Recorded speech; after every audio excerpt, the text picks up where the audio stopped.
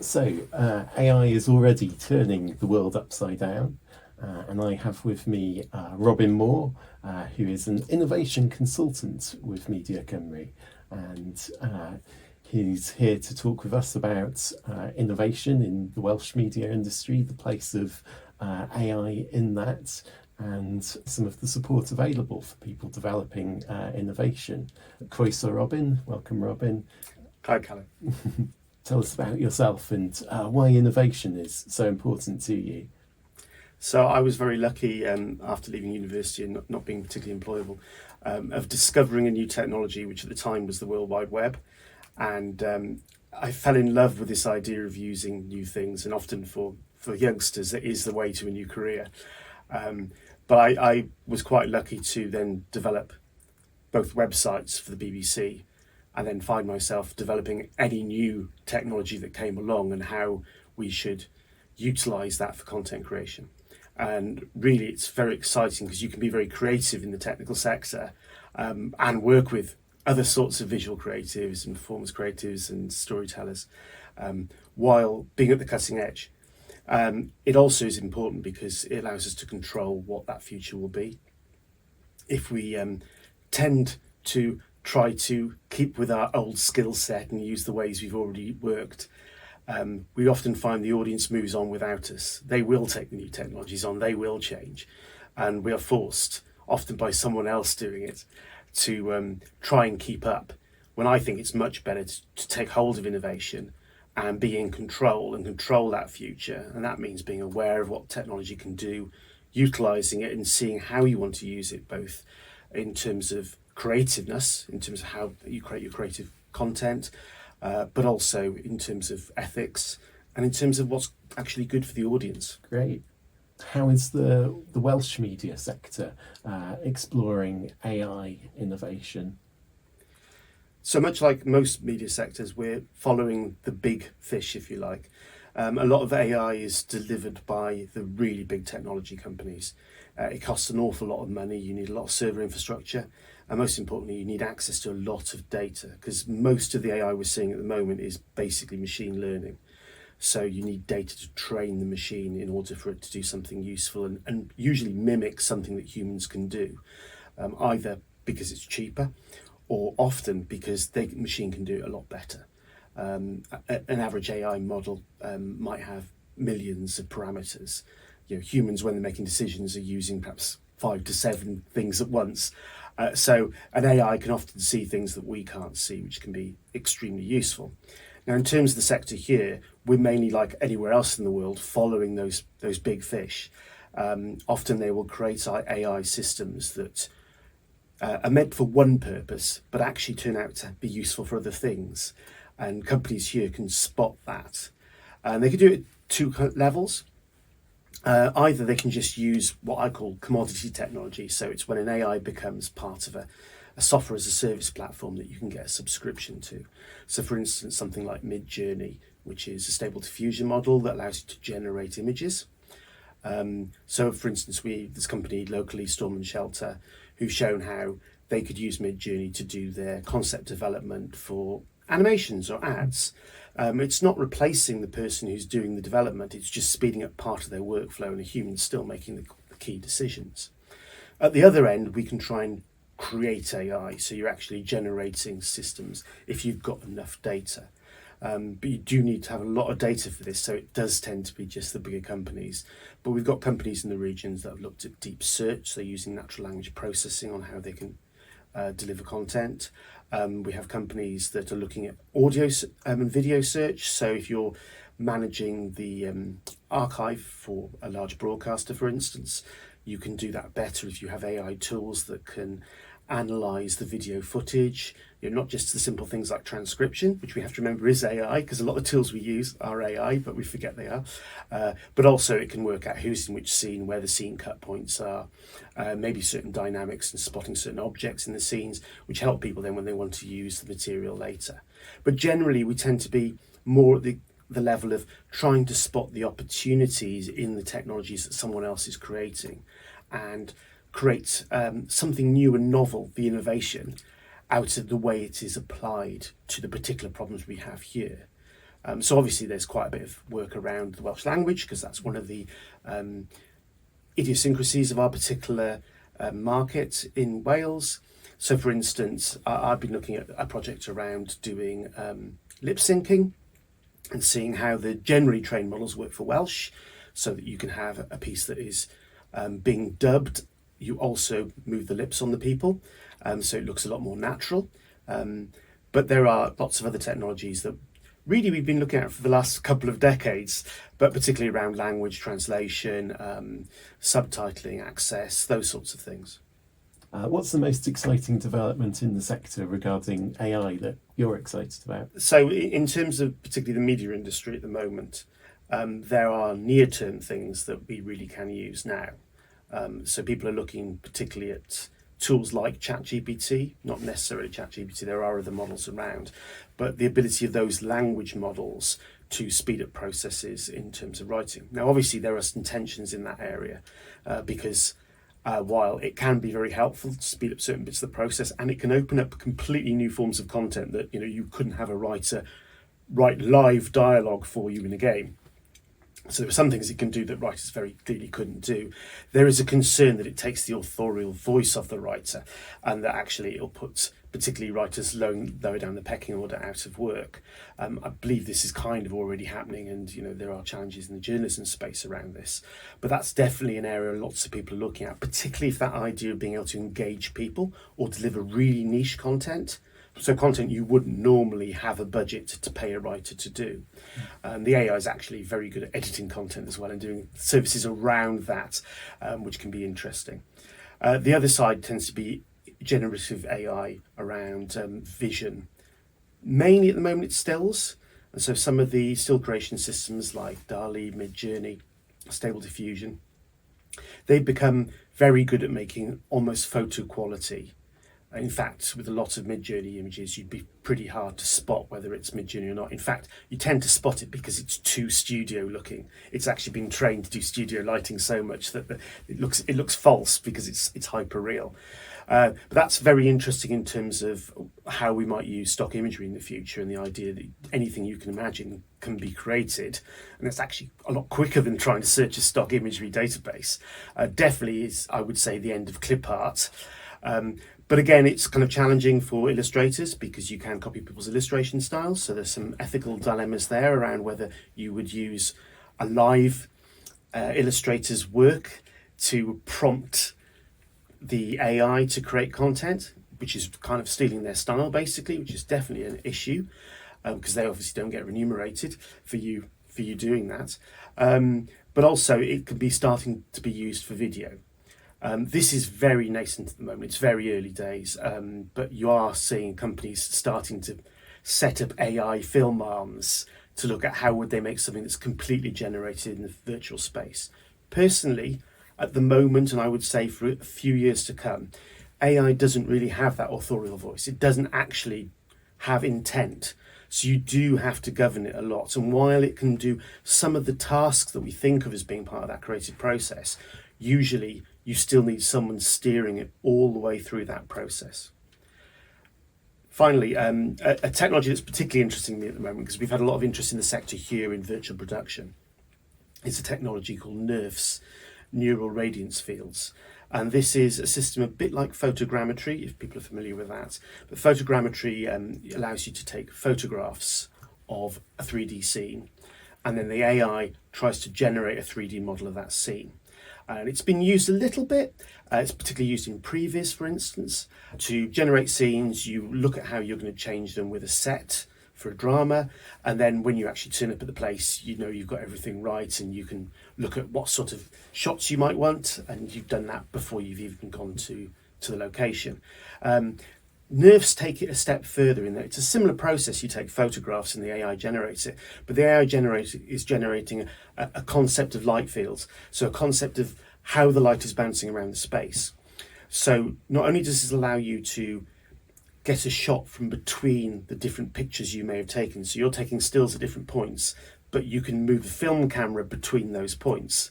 So it's filling in the gaps, if you like, between the information that was captured, so you get to basically control a camera to go anywhere potentially, which is interesting, but also nerves, because they're dealing much more with the light and not trying to model the physicality. They allow you to capture glass, capture chrome, and reflective surfaces.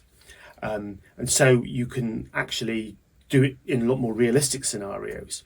You also can relight the spaces, which is incredibly exciting. So people are starting to look at how this could be used alongside virtual production, whether that be LEDs or green screens, so that we go out with a team and maybe in half an hour they use a drone to capture a space. Yeah. Drones just taking video, going around in set loops, and then back in the studio, you can actually position the virtual camera anywhere within that core space and get a reasonable shot. Obviously, if it's slightly outside where the drone's taken, you get a bit of a mess. But at the moment, the models I've seen, it's starting to get a very exciting way of working, and it could really, again, have some environmental benefits in that we're not having to travel to some of those places that we might have actually had to travel to do a shoot, and you can bring those spaces instead into the studio or into the system that you're using to do your visual effects. Amazing. So many people are concerned about AI taking away those creative jobs. How can we balance innovation with also having wisdom in terms of keeping that human element and being aware of the impact that has socially, economically, careers-wise on people? I mean, people should definitely be concerned. It's kind of healthy, and hopefully that concern turns into taking a real interest, because we have to, in order to take control of the future, actually be really engaging with what AI can and can't do, and particularly in terms of our own careers. For me, there are a couple of different ways you can take it. You could say, I'm going to go out on strike. And if a company is forcing you to use AI in a way that really would put you out of a job straight away, I can completely understand that. It's obviously, that's the biggest challenge, is very fast change is going to be very painful. But more generally, I think that if we can slow down that change, and the best way of doing that for me is actually using the AI as it comes out. So we learn to integrate it within our roles. And generally, AI and most new technologies historically, they don't tend to just replace jobs. They initially replace tasks. It's very rare that a technology will just outright replace a whole set of jobs in the short term. What it does is it allows people to do more work, and we actually find expectations of quality go up or volume go up. And then slowly over time, you find certain roles will shrink. So if you've got 5 people doing a role perhaps, and you've got a whole set of tasks that speed up because of AI, obviously you might find you only need 3 people doing that job in the future. But AI doing that job on its own at the moment is not very likely. In the distant future, yes, probably we'll be using AI a lot more to do the editing jobs and those sorts of things. But at the moment, and in order to slow down that rate of change, because it's the change that's really scary, we just need to make sure that we're utilising AI, building it into our work, we're taking the benefits, the advantages, the creative opportunities, that time saving out of it, and finding new things to make. Because usually what happens when a new technology is introduced is the market actually creates more need for the product. So we find the appetite actually goes up to match that increase in supply. And it is very rare that something completely cuts things out. And usually it's actually older technologies it cuts out. So, for instance, a great example of the effect AI is going to have is the effect photography had. So artists all complained at the time of photography that it wasn't an art form. Now, of course, we do see it as an art form. And that it was going to get rid of all portrait artists. Well, in fact, only really rich people could afford portrait artists. They carried on wanting portrait artists for some times. They sometimes wanted photography as well as a gimmick. What it really cut was the other technologies. So very quickly you saw postcards go from using etching to photography in just a few years. But that wasn't replacing all those jobs. It was the etching companies who were taking on the photography instead. Similarly, people used to get silhouettes drawn of themselves, and we don't even see that anymore as a thing. That's something that did just completely disappear. But those studios had to do different things. Now that change is always going to be painful, and it'll be painful for some people today. So we need to try and work out ways that we slow down that change And for me, as a person who's interested in innovation, my view is grab hold of the innovation, be one of the places that is starting to use that change as soon as possible, so that you've got a longer period of time to change your skill set. I did say there were three ways. There's kind of a we're not going to do, and we try to limit it in some ways, which for some things is completely appropriate. There's the we will take it on board and we will try and integrate it in what we do. And for some people, the third option is simply you spot that AI is going to be a massive new market. They will need people to train AI, they will need prompt engineers to help it make great imagery or great video. And so there are whole new careers that it will create as well. So depending perhaps on where you are in your career, you take a different approach, you know. So do you have any advice for people at home wondering what they can do within our sector to innovate, to embrace these opportunities? Well, firstly, it's really awareness, being aware of the change, trying not to get scared by a little bit of technical language once in a while, because usually people like myself, we're just communicators. We don't understand it all either, you know, and a lot of the journalists, they're just trying to interpret it. So it's as long as you can get past the jargon, you usually find that actually there is a story under there that you can understand, and you can see why that tool or that technique might be useful to you. Particularly start with the things that are useful to you in your day job. At the moment, tools like ChatGPT, the various large language models, there are lots of ways that I'm seeing people just use them very practically. If you've got to send out lots of different social media, well, just write a general description, give it to one of the chat engines, and it will rewrite it in different forms for you. You can then tweak it, you can get it to write lots of different versions. So you'll still find yourself doing quite a lot of work. It's not like it's a single button press and it's done it all. But just starting to get used to that idea that we're working with. And I think people will do this very quickly. Microsoft has started to bring these tools into their core products. Adobe Photoshop's just launched with a stable diffusion-like image generator inside Photoshop.